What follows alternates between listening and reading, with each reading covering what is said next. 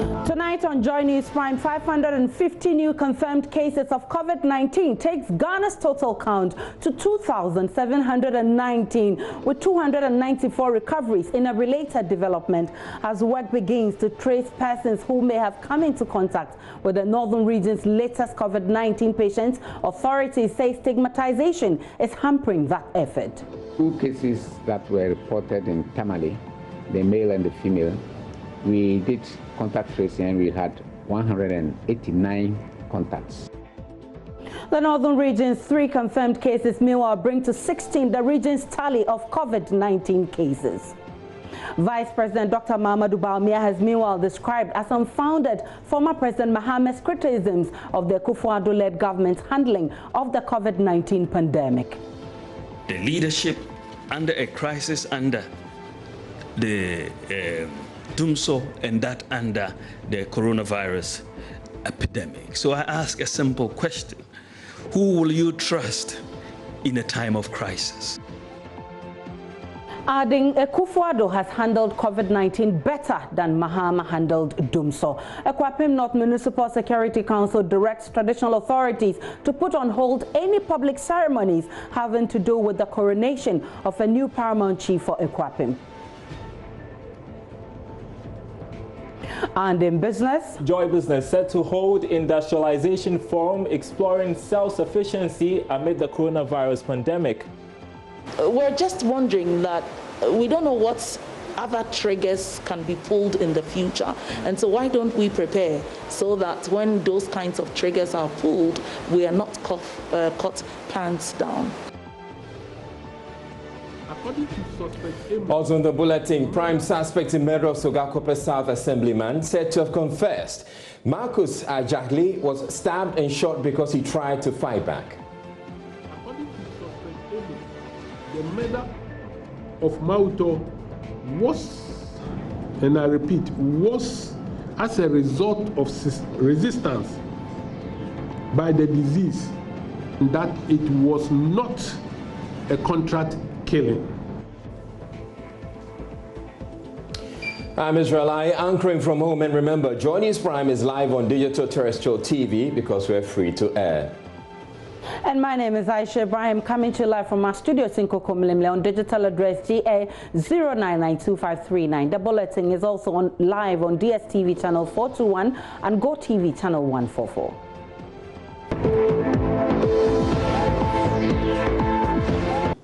Now, very first story, Ghana now has a total COVID-19 case count of 2,719 after 550 more cases were confirmed on Monday. 65 more patients have recovered, taking the total number of recoveries to 294, but no new deaths. We will shortly be sharing with you the regional distribution and giving you a bit more detail. But the northern region has recorded 3 more cases of COVID-19, taking its current total to 16. Of the 3 positive cases, 1 is a head porter in the Tolon district, while the other 2 are from the Nanumba South district. The cases represents the first test conducted by the Tamale Teaching Hospital Public Health Laboratory, which began testing last Thursday. As work begins to trace persons who have come into contact with the latest confirmed cases in the northern region, Regional Director of the Ghana Health Service, John Eliezer, said stigmatization is impacting negatively on efforts to trace people who may have come into contact with COVID-19 patients. Over the weekend, from our new testing place here, we had additional 3 new cases being positive. 1 from the Tolon district, which is a Kaya who came from Accra, and then 2 from Nanumba South who had contacts to the cases that were sent to us from OT region. So that's how come we got the 3 new cases, which means our total number will change from the 13 to the 16 if we update it nationally. Let me say that the other information maybe we need to let the public know is that the Guineans, we have said all along that 4 of them have recovered, and therefore we have discharged them. The remaining 3, we continue trying to test them. Good to inform you that one of them also has recovered, so now we have 5 of them recovering. We have 2 left to recover, then the game with them will be over. We hope that the next test will do. The remaining 2 will also remain negative the second consecutive time. Then we'll be able to declare them also as fully recovered. So that's the situation with the Guineans that we had. The other situation I want to draw attention to is that, yes, it is true that as a region, we are having official number of 13 cases, but we actually have, per the reporting pattern, those cases that were picked up in OT are being managed here, because when they tested them, they just tested and they moved on. So when they came here, before the results came, we found out they were positive, so we had to go and then start taking care of them. So we have those 6 cases that were positive for OT in our region, which have been taken care of. We have 2 of them in Nanumba North, 3 of them were in Nanumba South, and 1 in Pandai district. So that's how the spread of those numbers have come. And then we had an additional 2 again from who were in the OT badge, who had also become positive, and these ones are in Nanumba North. So now, as we speak, Nanumba North, we have 4 positive cases. Nanumba South, we have 5 positive cases, and Pandai, we have 1.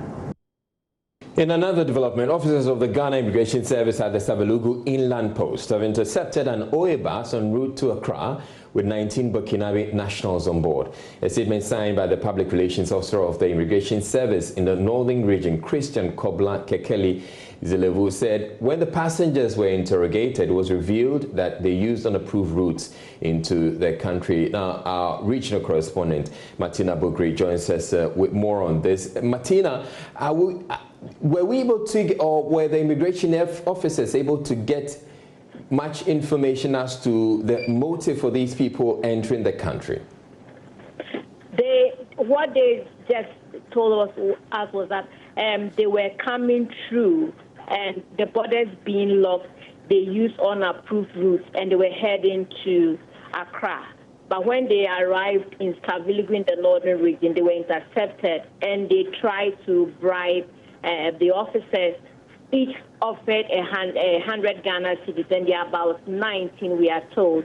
Each offered 100 Ghana cedis so that they'll be allowed to go through and get to their destination.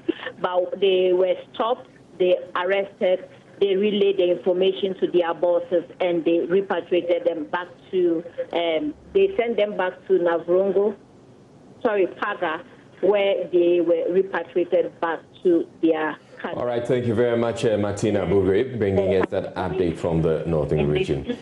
Back to you, Aisha.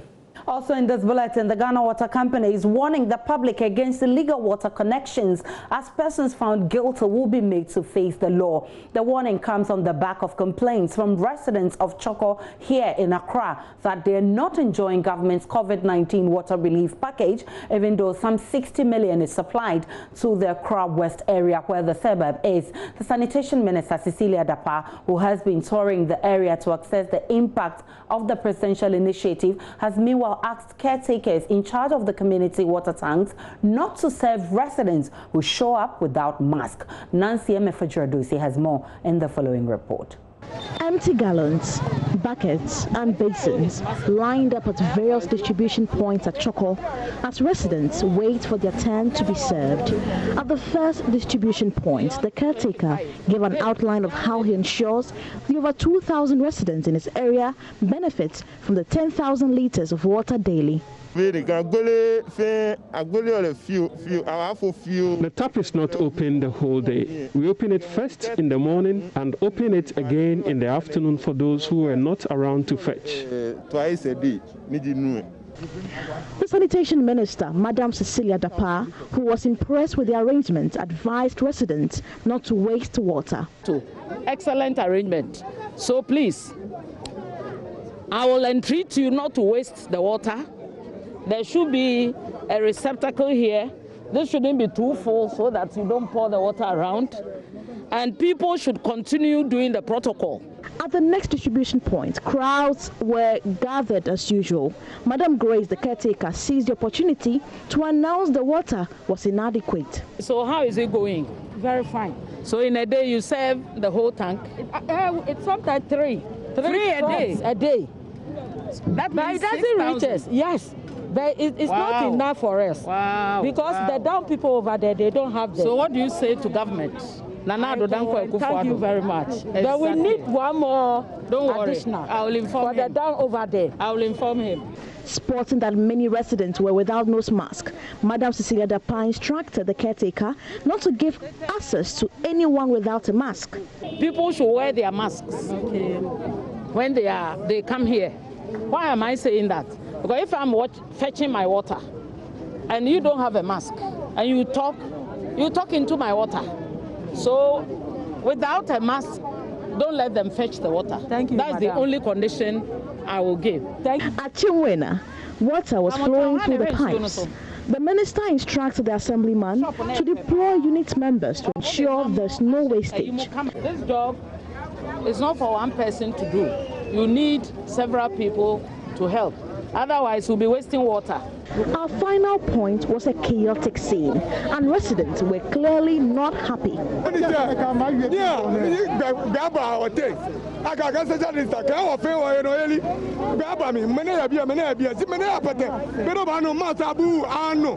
They must place us out. Even the face masks, people don't wear them. Before the water arrived just minutes ago, there was a fight.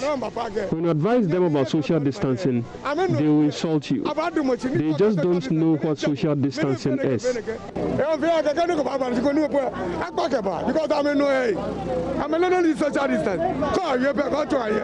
The caretaker admits observing social distancing is difficult. Normally, these people, if they are coming, then we tell them they should go back. But you know, Choko people, they don't understand. Even always they fight from fight to fight. Or out you are saying this, we would like to see and separate them. A few days ago, there were complaints from some section of the public about not getting access to free water. The sector minister, Cecilia Dapaah, says her outfit is on the ground, taking situational reports and will fix the issues. We have our managers and the regional managers, our district managers, from time to time will be in the field. But we've gone round, and as I'm speaking, other people are also doing rounds to monitor. And they are submitting reports to us. So far, so good. And we monitor the airwaves. So thank you, media, for being our collaborators and our partners.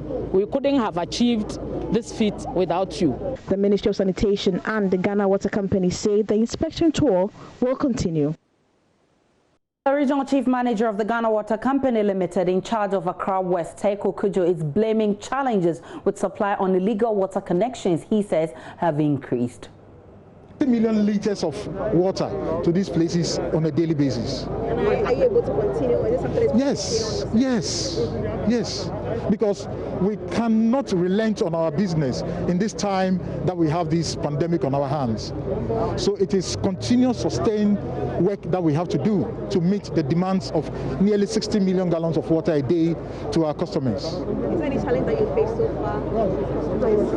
Well, the challenge now we are facing is people taking to do connections on their own because the water is free. A lot of people are trying to connect to our mains on their own, which we don't think is right. We want people to come to us, then together we can know where our water is going, then we can monitor what we are all doing. Now joining me via Zoom is the Managing Director of the Ghana Water Company Limited, Dr. Clifford Brima. Good evening to you. Many thanks for your time on Joining Prime. Mr. Clifford Brima, what is the extent of the legal connections? Hello, Mr. Brima, you are on Joy News Prime, and I'm asking, what is the extent of the legal connections? Thanks for joining us back. What is the extent of the legal connections? We are yet to establish the extent, but what we know is that a number of people have joined our lines illegally without passing through the legitimate means of getting water to their homes. That we can tell. But to the extent, unless I collate from the regions, then I'll be able to give a definite answer to that. Now, how do you intend to deal with the people who are engaged in this illegal act? Of course, we know whoever was not connected to our system. We know whoever was disconnected prior to the announcement.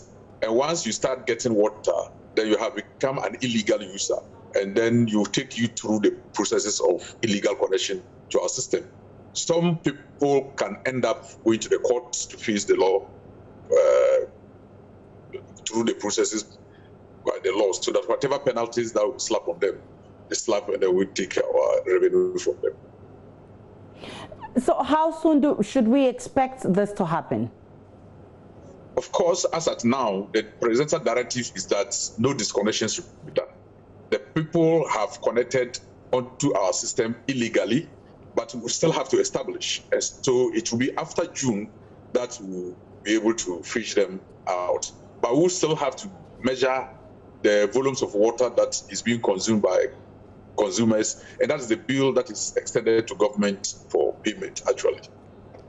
You agree with me that in this era of COVID-19, we need uninterrupted water supply. Now, how would this act by the Ghana Water Company to arrest people who tap illegally, how will that affect, or how would you do it in such a manner that it would not affect a regular supply of water? No, for regular supply of water is guaranteed. But as we tell people, you still have to store water because we depend solely on the national grid to get power to pump our machines or to power our machines. And then we still also need power to transmit the water. And so anytime there is lights off, we cannot also do that. Anytime there's a burst pipe that we are supposed to be working on, we cannot get water to people. So we continue to tell our customers to continue to store, increase your storage, especially that this time is free. So a lot of people are going to use more water than before. And so if you have increased storage, you continue to have Ghana Water Company water in your homes, even when the taps are not flowing.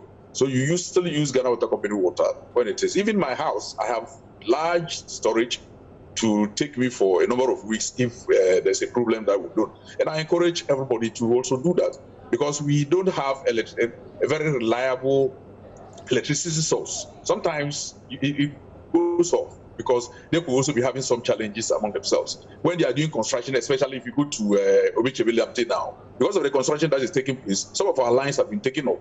And that's why Choko and some other areas are having challenges. In these times, you will surely have to get water irregularly. And so anytime we open for you and you have a storage, then you are able to take care of yourself so that you don't have interrupted use of water at your homes. We might be having interrupted supply, but if you have storage, you might not have that challenge. We agree that this affects the regular supply of water, but to what extent? Not much. For now, we don't experience, since we started, we haven't experienced much of them, but sometimes we have localized problems. And when people have those localized problems, they try to call radio station, let it look like it's a general problem. And so for the general issues, we have not faced them since we started supplying the free water. My question is, how is the illegality affecting the regular supply of water? No, illegality is not, because it's not affecting any of our machines. It's just that the volumes of water that you will have to calculate on units, you will have to look at the bulk before you'll be able to tell. Fortunately for us, it is government that is paying, so they are paying for the bulk that goes into the consumers. And so we don't have much difficulty now. It is when we are supposed to tackle individuals to pay individual bills to us, that is where probably the issue might come. But now that we are identifying them, we'll go after them immediately after the supplies. I'm grateful that you joined us. Dr. Clifford Brima is Managing Director of the Ghana Water Company Limited. Easy, back to you. But the prime suspect in the murder of the assemblyman for Sogakope South is said to have confessed that the deceased was killed because he tried to fight back. Marcus Azakli was shot several times on March 1 this year by some assailants who broke into his home in an incident that left residents in shock. Briefing journalists on the progress of investigations on cases of national interest, Director General of Criminal Investigations Department, COP Isaac Kenyeboah, says the suspects have refuted the contract killing claim by some opinion leaders. Amos has provided information as to where they met to strategize before they went for the robbery and the role each played. He confessed that he together with one of the persons on the run shot the deceased after the deceased put up resistance, which made Ajay to stab him. On 9th of February, the police from Ho arrested Vincent Jotepe Elias Ajay, 34, at Sogakope, and has been identified as the leader by Amos. According to suspect Amos, the murder of Mauto was, and I repeat, was as a result of resistance by the deceased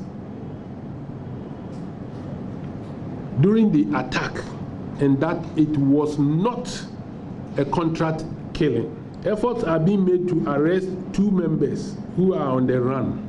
The 5 suspects have been remanded into police custody. In a separate development, 2 traditional priests are in the custody of the police for the murder of a biochemist consultant who appeared to have had his blood drained into a gallon. According to the CID, Director General, police have exhumed 2 identifiable bodies from the compound of the suspects. He says human skulls and other body parts found at the premises have been sent to the police hospital morgue for analysis. On 29th of April, both suspects admitted having interacted with the missing person, that is Edward Kote Papafio, for some time, but he was later shot and killed on 15th January 2020 at their shrine. The suspects reiterated that the disease was buried at a particular spot within a shrine and led police to the scene. The pathologist retrieved a decomposed body from the grave. A second decomposed body, whose name the suspect Gamale gave as Kwesi Zomelo, also from Kasua, was also retrieved from another grave. The team later exhumed human parts, hair attachments, beads suspected to be that of a woman, and other bones from a 3rd grave, all within the same perimeter. In another grave, nothing was found in it. A decomposed human flesh with bones wrapped in a cloth buried among the bodies was also retrieved from another grave. The team, in addition, retrieved human skull together with bones suspected to be that of human hidden under 2 idols in the house. Investigations have so far established that in December 2019, the 2 suspects conspired to murder the deceased, who is a biochemist and consultant resident at Kasua. The suspect therefore lured the deceased to their shrine and succeeded in collecting cash, an amount of 10,000 Ghana cedis from him, under the pretext that they were going to fortify the deceased spiritually to enable his company flourish. The decomposed bodies, human remains and bones have been deposited at the police hospital mortuary, awaiting postmortem and anthropological and DNA examinations. A follow-up to the crime scene yesterday uncovered a gallon of liquid substance suspected to be human blood and was also found at the backyard garden of Gamali, which according to him, he siphoned from Kote Papafio and Kwesi Zomelo after they had been killed.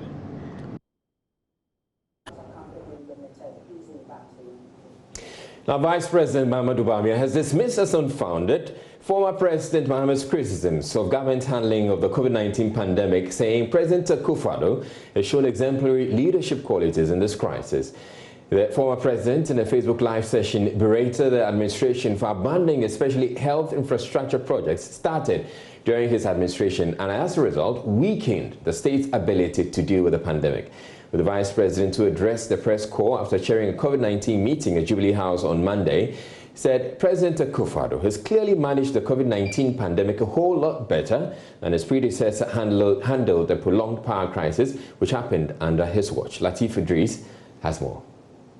According to Dr. Bawumia, President Akufo-Addo has demonstrated leadership and competence better than the former president who failed to properly manage Dumso. If you want to test the robustness of an economy, you test it in a time of crisis. Thankfully, we have had two crises.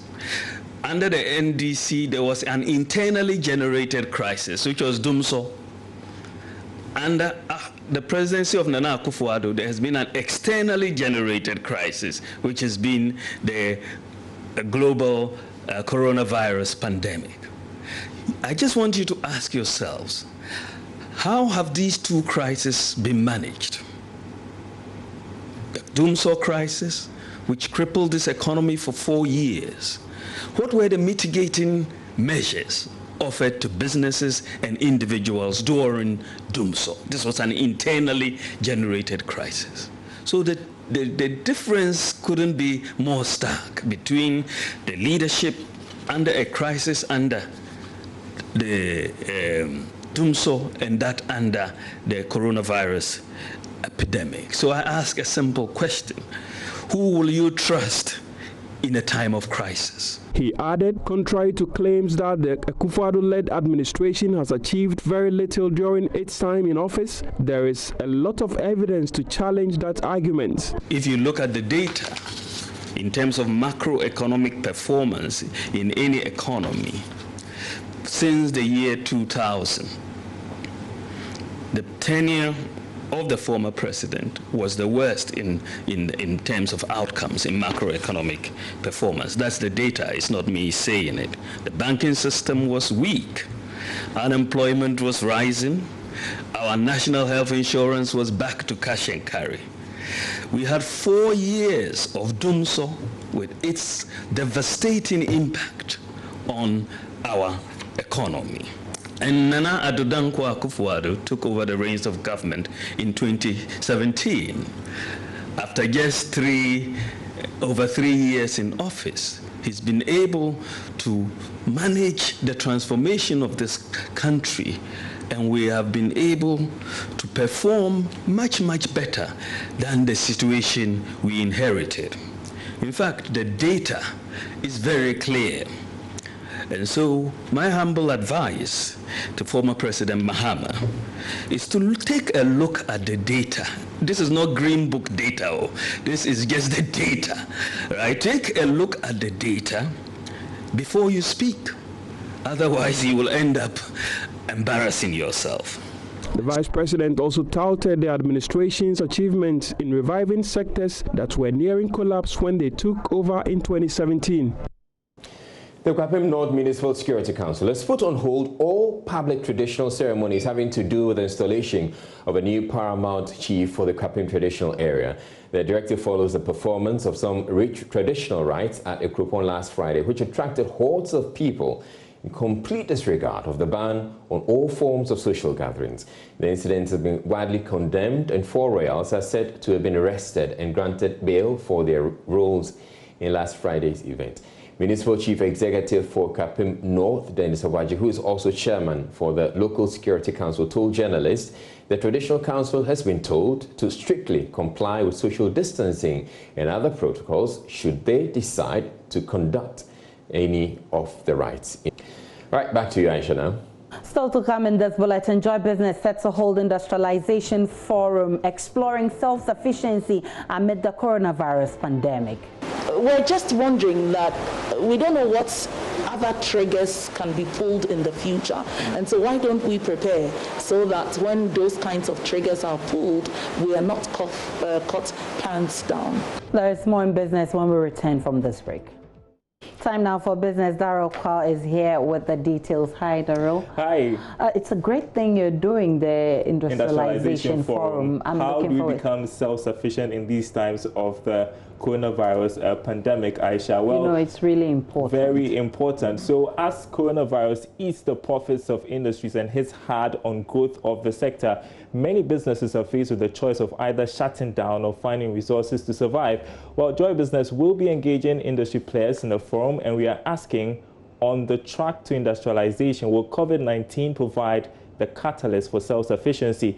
I have been speaking to Joy Business Assistant Editor Odilia Ntiamwa ahead of Tuesday's event. Actually happening at Casa Preco, because of course we want to have industrialization conversation in an industrialized environment, and so that's why we're doing it at Casa Preco. We're expecting to have the Deputy Minister for Trade and Industry. We're also having the CEO for the GIPC. We're also having West Africa's Group CEO for Blue Skies. We're also having an expert, a tax expert, to talk about the tax dynamics. If we want to be self-reliant and we'll be able to be self-sufficient, we need to be able to grant some tax holidays, and so that person will bring a perspective in relation to the tax regime. And then we'll also have a conversation with an inventor who's actually, through this COVID times and even before COVID times, has had a lot of inventions. And we've been talking about producing domestically, and I guess it has become very important because of what we are seeing with the coronavirus pandemic. That's true. That's true.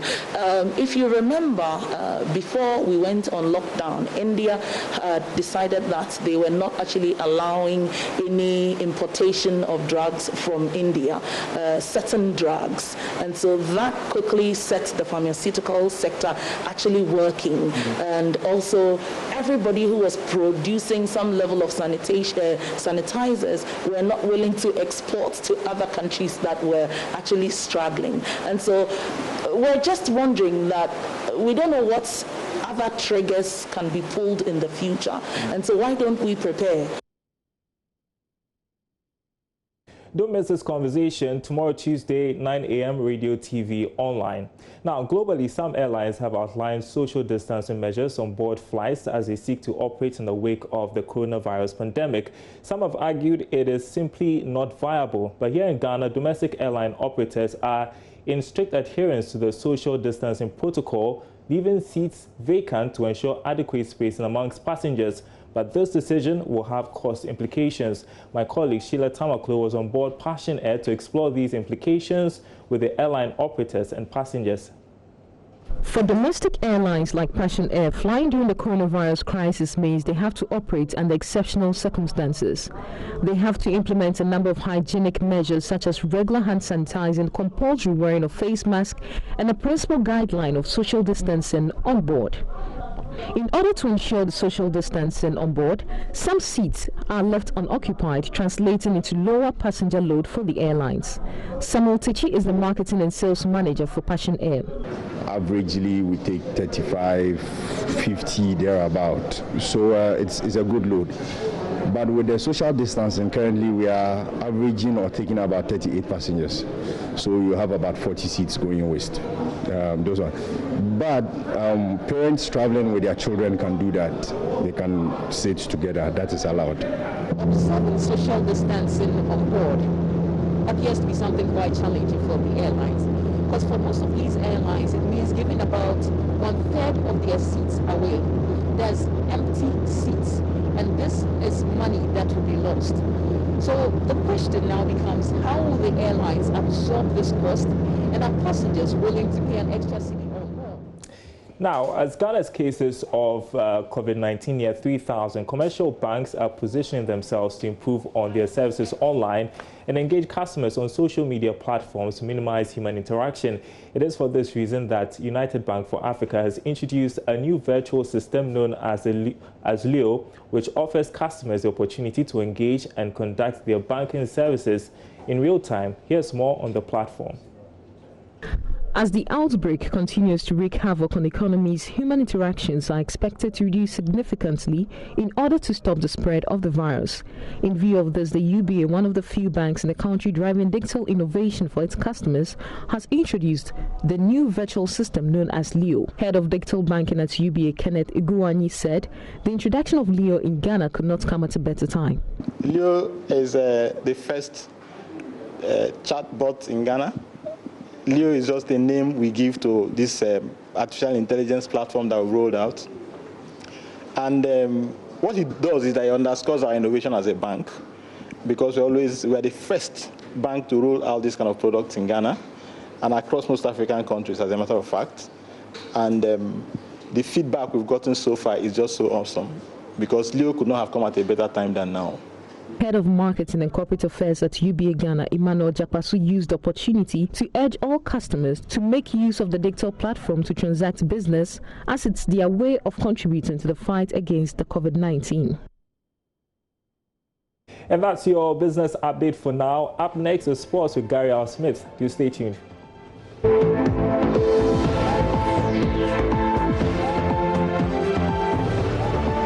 You might recall that a week ago we played several sound bites of the father of Isaac Dogbe, Paul, giving us reasons why his son could not beat Emmanuel Navarrete. In one of those sound bites, he did allude to visitation of their ancestral home and other things like that. However, the former WBO Super Bantamweight champion himself has debunked media reports linking that soundbite to outright use of juju.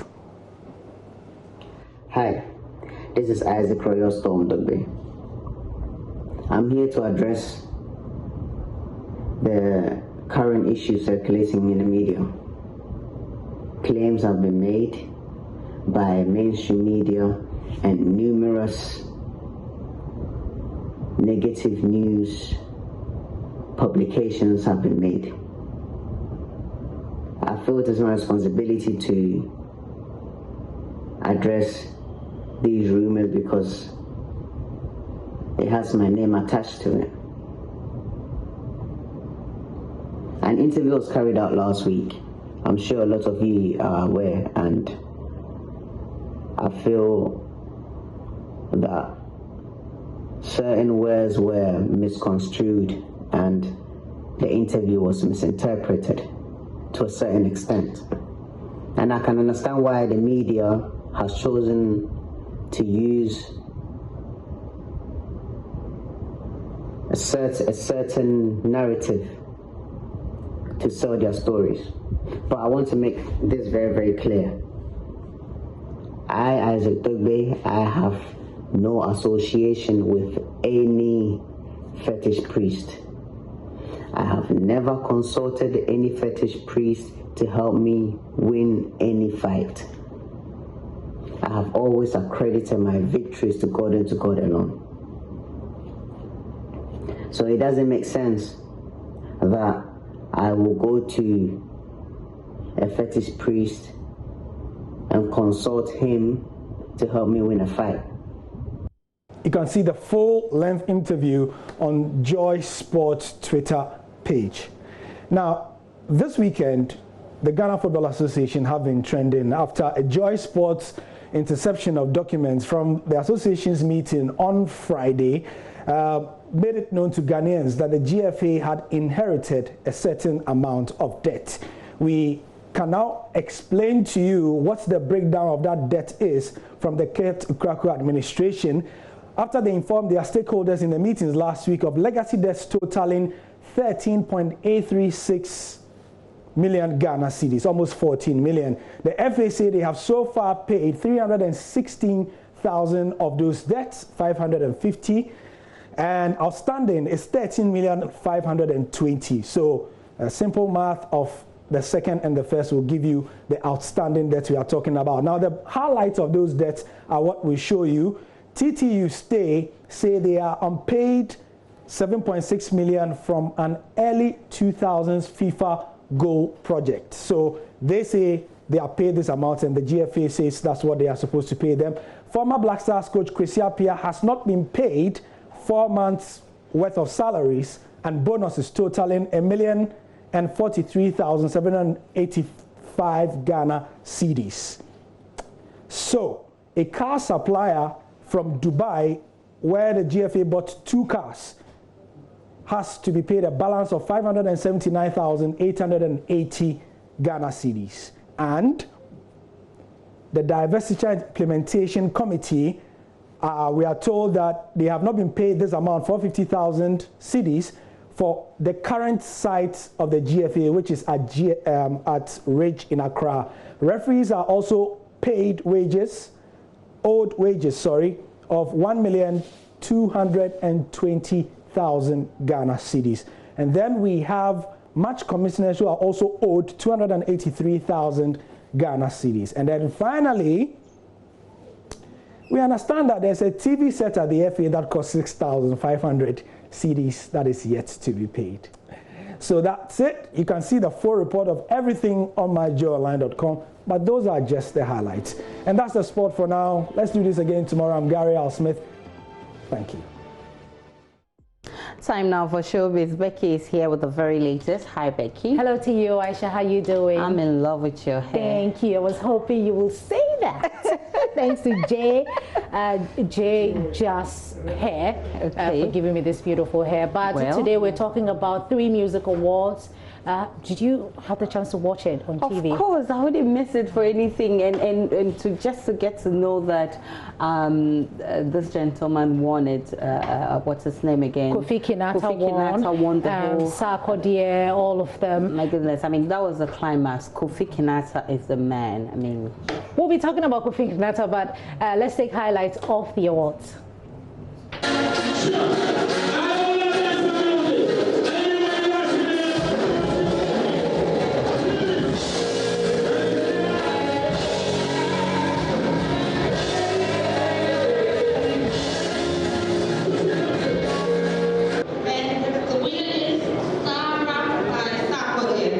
Afrobeat, Afro-pop song of the year. This award goes to Stone Quiet Power record with Kevin Moore.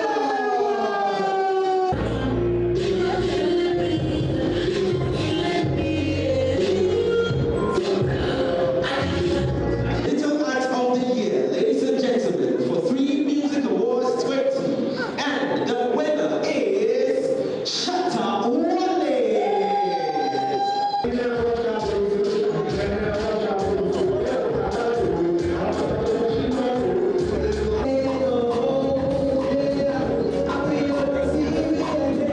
So those were some of the highlights. We caught up with Daughters of Glorious Jesus. We asked them, so what's different about this particular performance? And they said they've been doing this for a very long time. Sometimes they have to, perform to 2 people. So this is not a problem at all. I think for Daughters, or to us, it's not something new, because when we started, we can even sing to 2 people and we are okay, because it's just the purpose of which the Lord asks you to do that performance. Because any performance that we do, it has a purpose, because it is not for everybody. Those that the Lord wants to bless or touch, that is them that the Lord will touch them. So it is not something new. So you saw that we perform as so many people were there. It's normal performance. Wow. Yeah.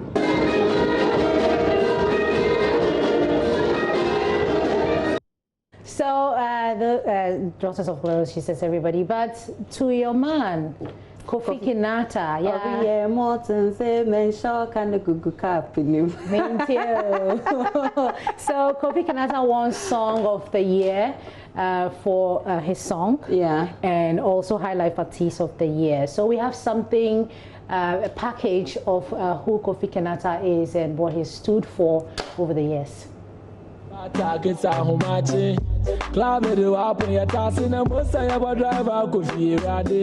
In his home region, he is a cult hero. The plan started in 2014 that we are going to promote the Takoradi-based artist.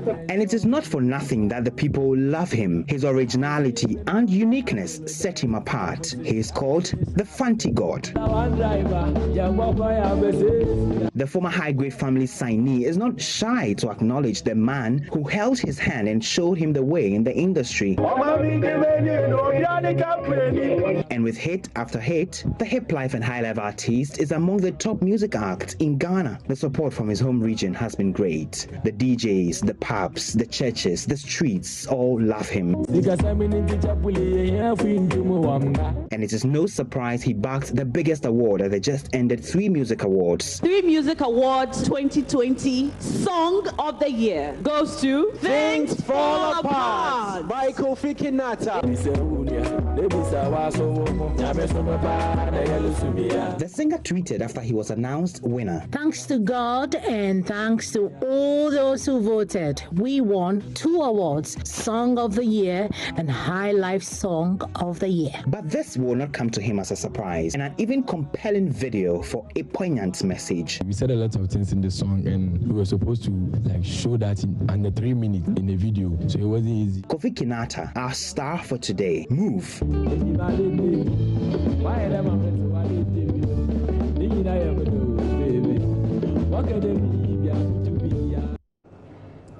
I thought you were going to dance for us. Congratulations to all the Kofi winners, Kinata, to all the winners as well.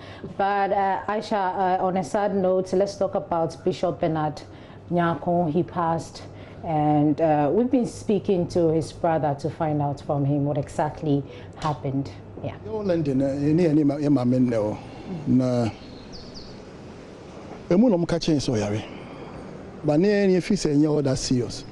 were told he was unwell, but we thought it was not that serious. So our mother decided to come down to Ghana last year. Full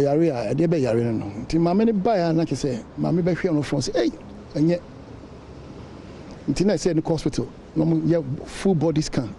When our mom called, she told us he was not in good shape and had to be taken to the hospital. The result of a scan we conducted on him showed he had cancer. The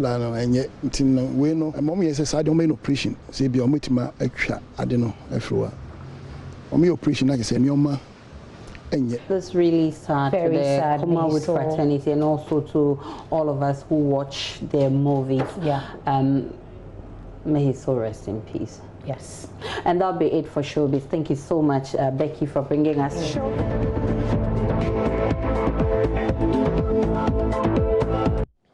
Now, ever wondered how a positive COVID-19 test result looks like? Do you know the processes the sample goes through before the outcome appears on the Ghana Health Service COVID-19 website? And what happens to the sample after the test? Tonight at 8:30 p.m. on the Joy News channel, we'll bring you the first part of our latest documentary, Inside Noguchi, an exclusive tour of Ghana's biggest COVID-19 testing center, the Noguchi Memorial Institute of Research. Here are excerpts.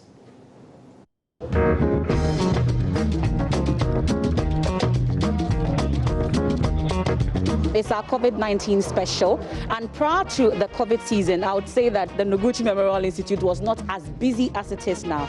As I speak, I can count about 4 vans, pickup vans, from the various sectors held directorates across the country. I have with me a special guest. Today, she's not talking politics. Susan Edouard-Mankwa, she's head here. What exactly do you do here? Okay, so this is the sample receipt area. Initially, we have a sample receipt post But as you said, these are busy times and unusual times. But they still go through the process as it is. So when they first arrive, they stop at the security gate, and then they fill out the sample receipt form. So, you know, the person bringing the sample, who they are bringing the sample to, the number of samples, and the date and the time. So that's what we do here. We check the forms against the samples and make sure that the forms match the samples before they go into the lab. So this is how GASAF have presented their samples. So it's easy to count and then to check. You see that these are individually packed, okay? So they've individually packed them in polythings or Ziploc bags. That makes it difficult. That makes it a little difficult, but the different ways, and then they have those who are coming with the swaps. But basically, these are the two different ways. The final point? No, yes, not to the lab. Okay. These ones are going to the cold room. Okay. And then these ones are labeled suspected samples. So these ones will go straight to the lab. So which district are you coming from? From Ewutu Senya East. Ewutu Senya East. So what's currently happening? Yeah, these are our surveillance samples we brought. How tedious is the process? It's very difficult. Very difficult. Did you get a mix-up along the line? Because usually you would have done the sorting before coming in. What happened along the line? We did the sorting all right. But when we got here, I realized that we're still having challenges. How long do you think this will take you for you to sort out before your samples are taken? Roughly 30 minutes will be. Okay. Please, may I know your name? I'm Maxwell Adobo. Okay. I wish you all the best. I pray that you finish that shortly. At this point, we'll go straight into it. Then we'll bring you what happens in the lab as well. What is going on now? Brought in here and kept here for contact tracing. This box contains samples that we have pulled. Good. This is for freezing samples. Okay. These are the people that are behind the figures. So I'm sure that once they get the data quickly, we will also get the results. So be patient about it. They are trying to do a diligent work, and then we can all get the best. Right, so MFA, who has been to Noguchi, joins me on Zoom now, and ahead of the screening of this documentary, Inside Noguchi. So, MFA, what is Inside Noguchi, since you have been in there? Hello, MFA, if you can hear me, can you tell us what you found inside Noguchi? The screening of this documentary, Inside Noguchi. So, looks like we're having some challenges with MFA at the moment. Hopefully, we can get to have her back on a much clearer line. Now, it's been a month now since regular teaching was suspended for various schools as part of measures to help contain COVID-19. Online studies have now become the new norm. Many people have lauded online studies so far, but this is not the same for Emmanuel Asiedu, a visually impaired level 400 student of the University of Ghana. With the challenges regarding accessibility and internet services for online learning, Emmanuel is very concerned about his performance and that of 100 other students with special needs at the University of Ghana in the final semester exams. Joining us is Evans Eziamomensa sat through a class with Emmanuel and observed it was impossible for him to contribute during class discussions online. The spread of the novel coronavirus has disrupted lots of activities, including education. Here in Ghana, universities have adopted online learning to augment studies for the remaining parts of the semester. The University of Ghana has announced it was going to use its Sakai platform to undertake this activity. It is 30 minutes past 5, and I'm here at Adentan with Emmanuel Asiedu, a visually impaired level 400 student at the University of Ghana, who's just joined his colleagues for their industrial sociology class. He says more than ever, they feel left behind as the platform is not friendly to him and his visually impaired colleagues. The problem is that sometimes because it's Sakai place. Maybe sometimes when you go to the Sakai chat room where a lecture will be taking place there, because so many students are on exams, right? So you have to keep on refreshing, and sometimes by the time you are done refreshing the page, whatever has been said, and you have to go back and you'll be left behind and stuff like that. Yeah. But sometimes to connecting your I tried my phone with my hotspot to my laptop, and data is quite expensive now, so when I turn it on, like less than 10 minutes, all my data got finished. Aside the challenges associated with the platform, Emmanuel says it is difficult participating during lessons due to the huge numbers. Yeah, I don't recall asking questions. Why?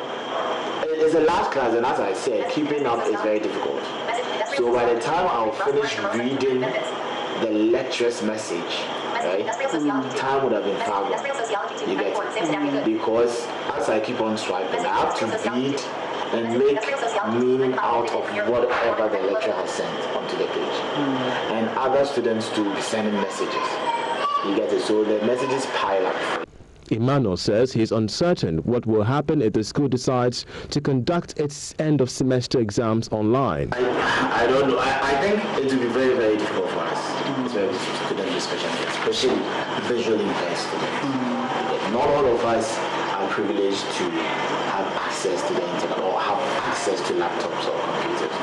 As I said, some use Braille.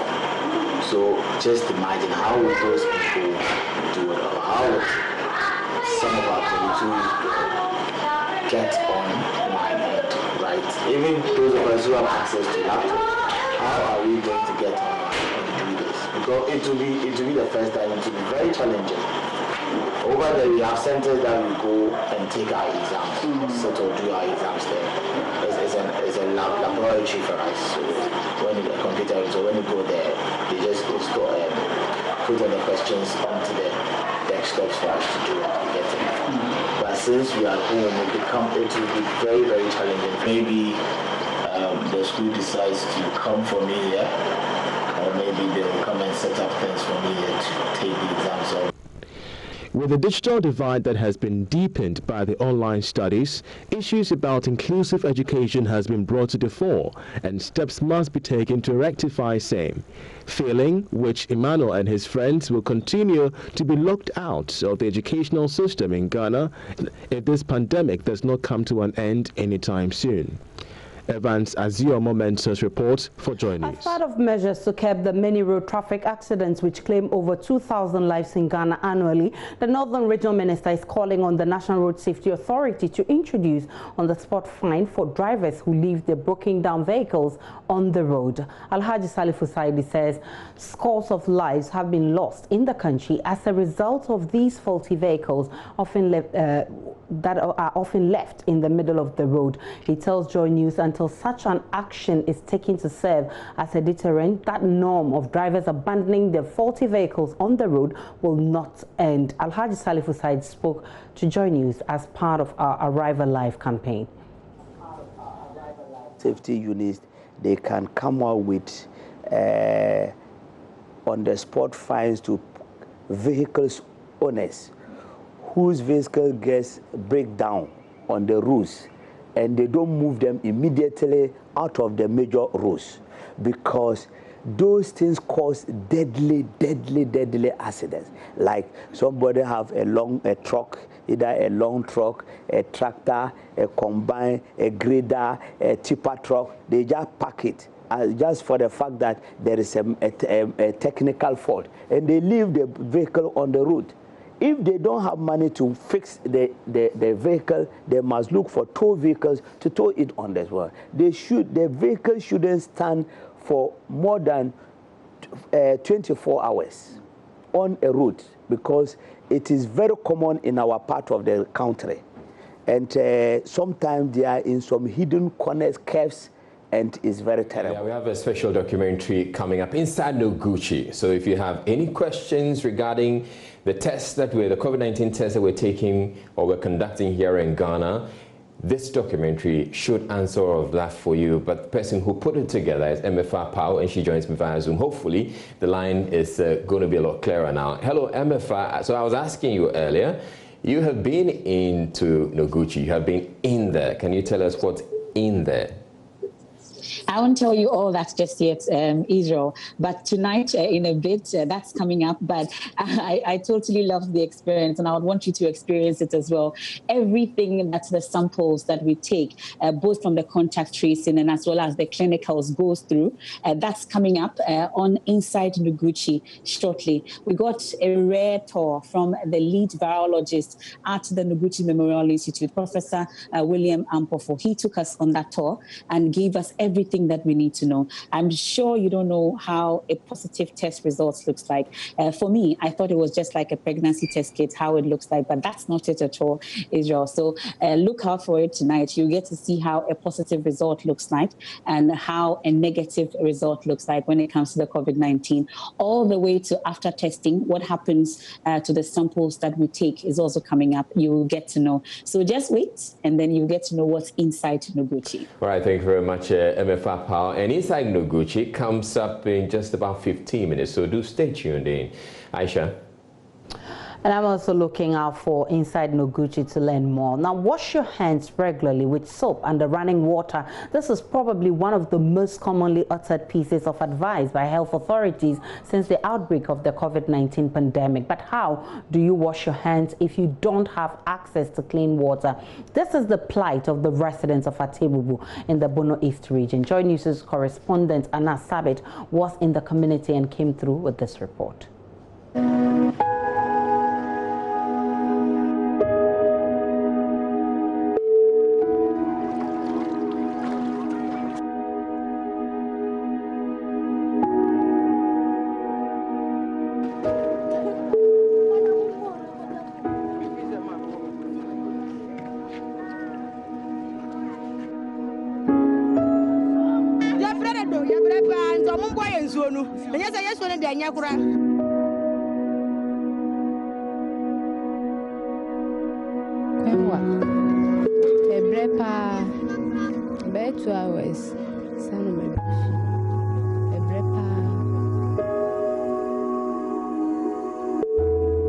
Regular hand washing with soap under running water has been highly recommended by health authorities so far as the prevention of the COVID-19 pandemic is concerned. However, here in the Atebubu municipality of the Bono East region, what you see behind me here is the major source of water for the people staying around this particular vicinity. Now, the people have two options: to either regularly wash their hands with the little water they have, or save it to be used for domestic purposes. Ideally, everyone will choose to drink from the little water they are having. That is the plight of the people here. We're interacting with these people this afternoon to find out how they are coping with the unavailability of water in the era of COVID-19. Because this water is important to us, and it helps us a lot. Because without this water, there is no table.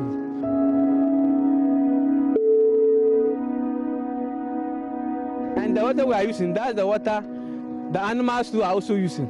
And it is fertile to us. It brings a lot of disease.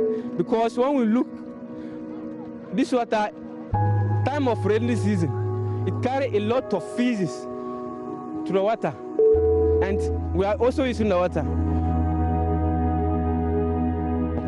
We are in an era of COVID-19. We are being told to regularly wash our hands with soap and the running water. Are you able to do that once getting water is difficult here? We are not practicing it because we have shortage of water. Where are we getting the water? And then where will I get the water and wash our hands? So we are not practicing it at all.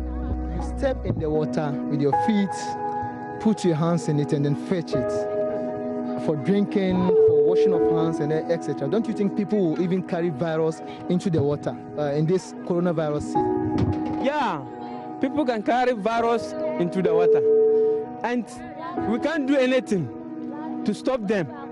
True fact, because there's no any protection agencies here. If someone is with this virus, you will never know.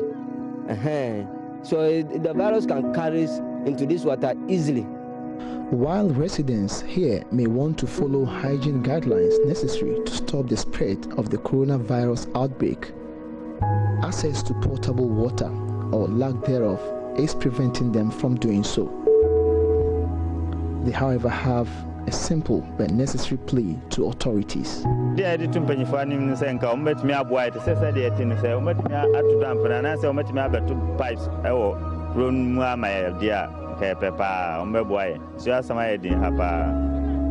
I say about two soon, my Nayan Supane and Dominion just as to finish.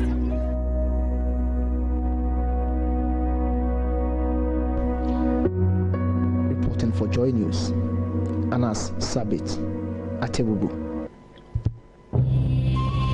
Back here in Accra and in the studio, my name is Aisha Ibrahim. We're still live on Joy News Prime. We're back with more in business after this break.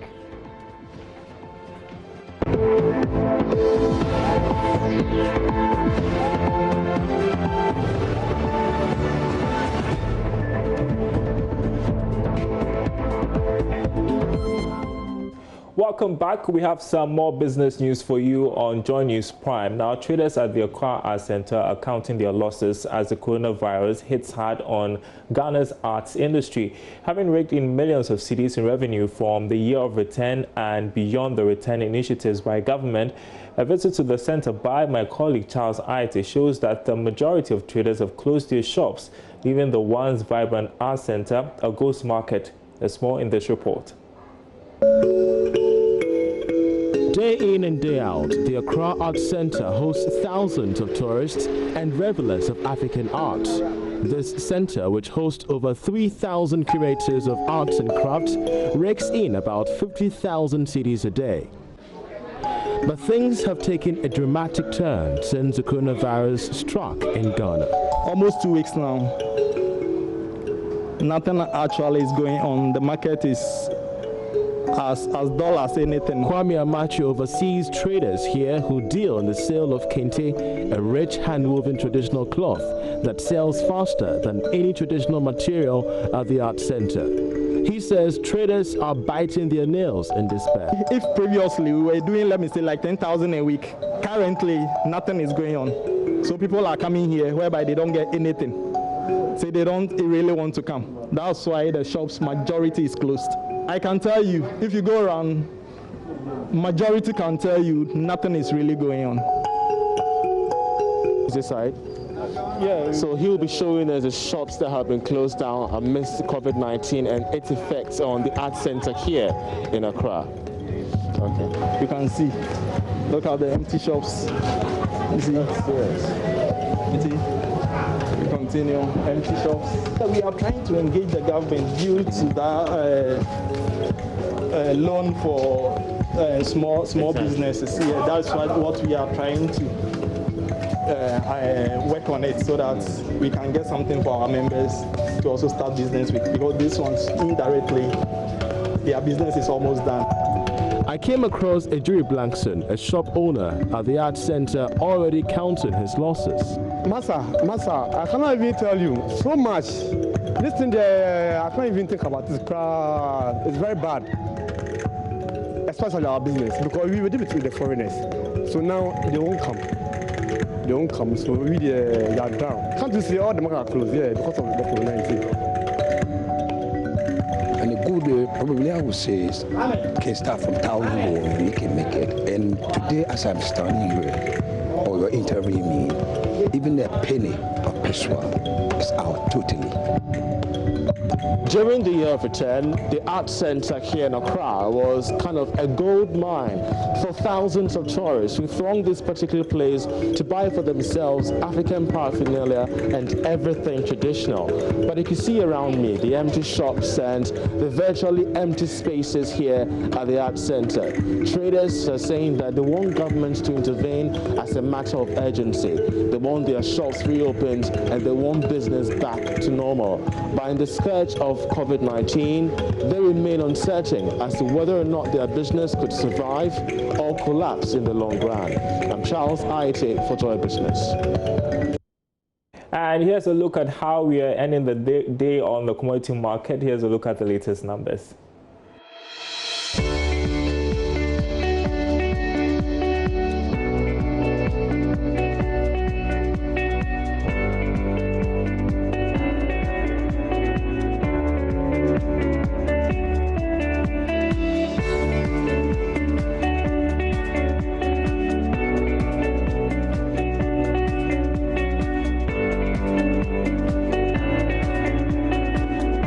And as you may have heard, we're nearing 3,000 on the case count for coronavirus. You need to stay healthy and need to stay safe. Here are some preventive tips for you.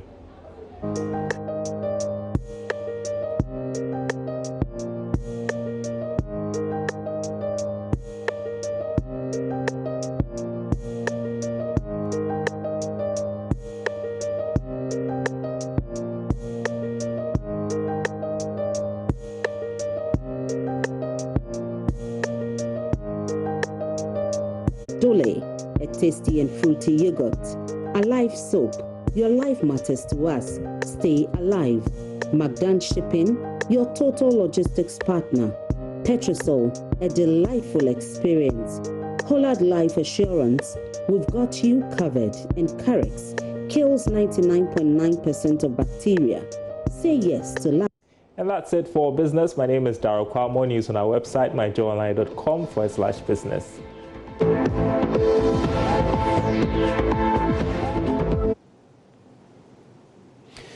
All right, and that'll be it for the bulletin. You'll have to stand by for our documentary Inside Noguchi.